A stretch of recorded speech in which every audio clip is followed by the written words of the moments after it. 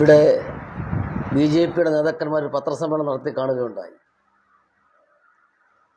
ഞങ്ങൾക്ക് മനസ്സിലാക്കാൻ കഴിയുന്നത് മുൻകൂർ ജാമ്യമായിട്ടാണ് കാണാൻ കഴിയുന്നത്. ഇന്ത്യയിലെയും കേരളത്തിലെയും ജനവിരുദ്ധ സർക്കാരുകൾ ജനങ്ങൾക്ക് വളരെയേറെ ബുദ്ധിമുട്ടുണ്ടാക്കിക്കൊണ്ടിരിക്കുന്ന പൊള്ളയായ വാഗ്ദാനങ്ങൾ നൽകി ജനങ്ങളെ പറ്റിച്ചുകൊണ്ടിരിക്കുന്ന സർക്കാരുകൾ അവരുടെ പ്രവർത്തനത്തിൻ്റെ ഫലമായി വർഗീയതയും സ്വജനപക്ഷപാതവും ഒക്കെ നിലനിർത്തിക്കൊണ്ടു പോകുന്നതിൻ്റെ അടിസ്ഥാനത്തിൽ ജനങ്ങൾ അവർക്കെതിരെ തിരിഞ്ഞിരിക്കുകയാണ്.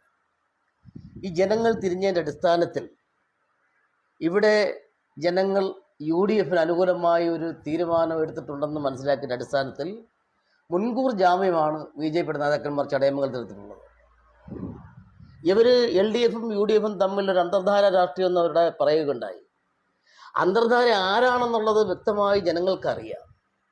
ലാവ്ലിൻ കേസ്, പിണറായി വിജയൻ്റെ മകളുടെ കേസ്, സ്വർണ്ണക്കടത്ത് കേസ്, അതുപോലെ തന്നെ ഇവിടെ മാവേലി സ്റ്റോറുകളിലും മറ്റും ഒരു സാധനങ്ങളും ഇല്ലാത്ത ഒരവസ്ഥ, ജനങ്ങൾക്ക് ജീവിച്ച് പോകാൻ കഴിയാത്ത ഒരു ബുദ്ധിമുട്ട് ഉണ്ടാകുന്ന ഒരവസ്ഥ, ഇതെല്ലാം വെച്ച് നോക്കുമ്പോൾ ആരാണ് ഡീൽ നടത്തിയിട്ടുള്ളതെന്ന് നമുക്ക് മനസ്സിലാക്കാൻ കഴിയും.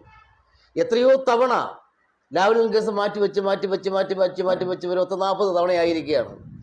ഏതെങ്കിലും ഒരു സർക്കാർ, ഒരു മുഖ്യമന്ത്രിയോ അല്ലെങ്കിൽ ഒരു ജനനേതാവോ അഴിമതി നടത്തിക്കഴിഞ്ഞാൽ കൃത്യമായും ED ചോദ്യം ചെയ്യുകയും അറസ്റ്റ് ചെയ്യേണ്ട സാഹചര്യമുണ്ട്. അതിവിടെ ഇന്ത്യയിൽ നമ്മൾ ഒരു കുറ്റവും ചെയ്യാത്തവരെ വരെ അകത്താക്കേണ്ട സ്ഥിതി അകത്താക്കിക്കൊണ്ടിരിക്കുന്നു. എന്തുകൊണ്ടാണ് പിണറായി വിജയനെ അത്തരത്തിലേക്ക് എത്തിക്കാൻ കഴിയാത്തതെന്നുള്ളത് നമുക്ക് എല്ലാവർക്കും അറിയാം. അദ്ദേഹത്തിൻ്റെ മകൾ കരിമണൽ കേസുമായി കോടികൾ പിടിച്ചുകൊണ്ടിരിക്കുന്നു. അതുപോലെ ഒട്ടനവധി എടുത്തു പറയേണ്ടതായ ഒരുപാട് വിഷയങ്ങളുണ്ട്. ഇപ്പോൾ അടുത്ത സമയത്തായി ശോഭാ സുരേന്ദ്രൻ ഒരു വെടി പടക്കം പൊട്ടിച്ചിരിക്കുകയാണ്.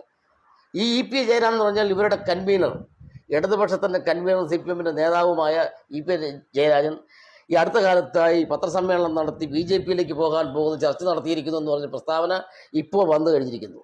ഇപ്പോൾ ആരാണ് BJP ആയിട്ടുള്ള ഡീൽ നടത്തിയിരിക്കുന്നത്? UDF ആണോ അതോ UDFിൻ്റെ ഘടകകക്ഷികളാണോ?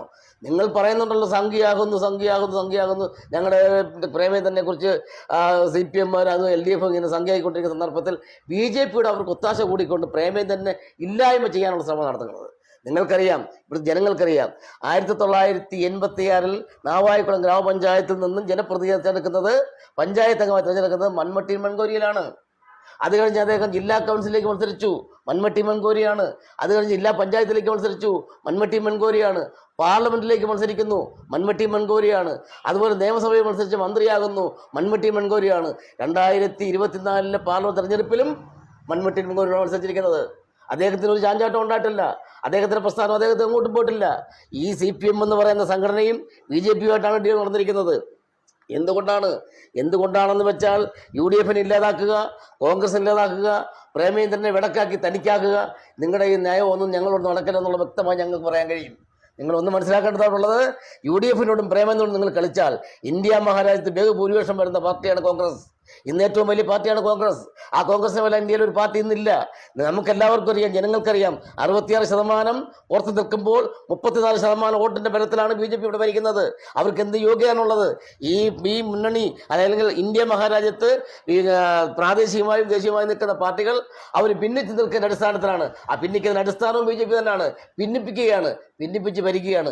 ആ ഒരു നയം ഇനി നടപ്പാവില്ലെന്നുള്ളത് വ്യക്തമാണ്.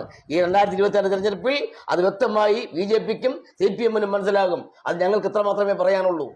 ഈ നടന്ന പാർലമെൻറ്റ് തിരഞ്ഞെടുപ്പ് നാളിതുവരെ ഉണ്ടായിട്ടുള്ള തിരഞ്ഞെടുപ്പിൽ നിന്നും തിരിച്ച് വിഭിന്നമായിരുന്നു. കാരണം സർക്കാർ തലത്തിൽ തന്നെ ഇടതുപക്ഷ ആഭിമുഖ്യമുള്ള ഉദ്യോഗസ്ഥന്മാരെ നിയമിച്ചുകൊണ്ട് തിരഞ്ഞെടുപ്പ് അനന്തമായി നീട്ടിക്കൊണ്ടു പോവുകയും അതുവഴി ആളുകളെ ബുദ്ധിമുട്ടിക്കുകയും ആളുകൾ ബൂത്തുകളിലേക്ക് വരാത്ത സാഹചര്യം ഉണ്ടാക്കിയെടുക്കുകയും ചെയ്യും. ഇതൊക്കെയാണെങ്കിൽ തന്നെയും ഈ തിരഞ്ഞെടുപ്പിൻ്റെ ഒരു പ്രത്യേകത, കേന്ദ്രത്തിലെയും കേരളത്തിലെയും ജനവിരുദ്ധ സർക്കാരുകൾക്കെതിരെ ശക്തമായ ജനവികാരമുണ്ടായിരുന്നു. അത് തീർച്ചയായും ഐക്യ ജനാധിപത്യ മുന്നണിക്ക് അനുകൂലമായി തന്നെ വരും എന്ന് തന്നെയാണ് ഞങ്ങളുടെ പൂർണ്ണമായ വിശ്വാസം.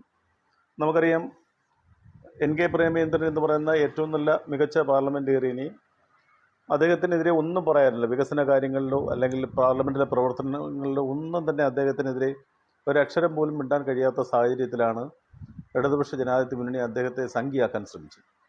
ഇവിടെ അദ്ദേഹം പ്രധാനമന്ത്രിയോടൊപ്പം ചായ കുടിക്കാൻ പോയി എന്ന് പറഞ്ഞുകൊണ്ടാണ് അദ്ദേഹം BJP-യിൽ പോകുമെന്ന് പറഞ്ഞത്. പക്ഷേ അതിനെ തക്കതായ തിരിച്ചടി തന്നെ കിട്ടിയിരുന്നു. ഇപ്പോൾ ഇടതുപക്ഷ ജനാധിപത്യ മുന്നണിയുടെ സംസ്ഥാന കൺവീനർ തന്നെ BJP നേതാവുമായി BJP ചേർന്ന് ചർച്ച നടത്തിയെന്ന് അദ്ദേഹം തന്നെ പറഞ്ഞു കഴിഞ്ഞു. അപ്പോൾ അദ്ദേഹം ചർച്ച നടത്തിയ ലാവലിൻ കേസ് അടക്കമുള്ള കേസുകൾ ഒഴിവാക്കി തരാം എന്ന് BJP-ക്കാർ ഉറപ്പ് നൽകിയെന്നാണ് പറയുന്നത്.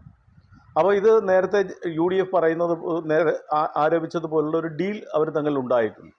ഈ കേസുകൾ, മുഖ്യമന്ത്രിയുടെ മകളിനെതിരെയുള്ള കേസുകൾ, സ്വർണ്ണക്കടത്ത് കേസ് അടക്കമുള്ള മുഴുവൻ കേസുകളിലും BJP CPM അന്തർധാര സജീവമായിരുന്നു. ആ കേസുകളെല്ലാം തന്നെ അട്ടിമറിച്ചത് അതുകൊണ്ടാണ്. അവർ തികച്ച് ജനങ്ങളെ തെറ്റിദ്ധരിപ്പിക്കുന്നതിന് UDF-നെതിരായ ആരോപണങ്ങൾ ഉന്നയിക്കുകയുണ്ടായി. ഇതിന് ശക്തമായ തിരിച്ചടി ഈ തെരഞ്ഞെടുപ്പിലുണ്ടാവും. UDF അതിശക്തമായി ഈ ചടയമംഗലം അസംബ്ലി നിയോജക മണ്ഡലത്തിലെ എല്ലാ പഞ്ചായത്തുകളിലും മുൻപത്തെ പോലെ തന്നെ NK പ്രേമേന്ദ്രൻ വലിയ ഭൂരിപക്ഷത്തിൽ മുന്നേറ്റം ഉണ്ടാക്കുക തന്നെ ചെയ്യും.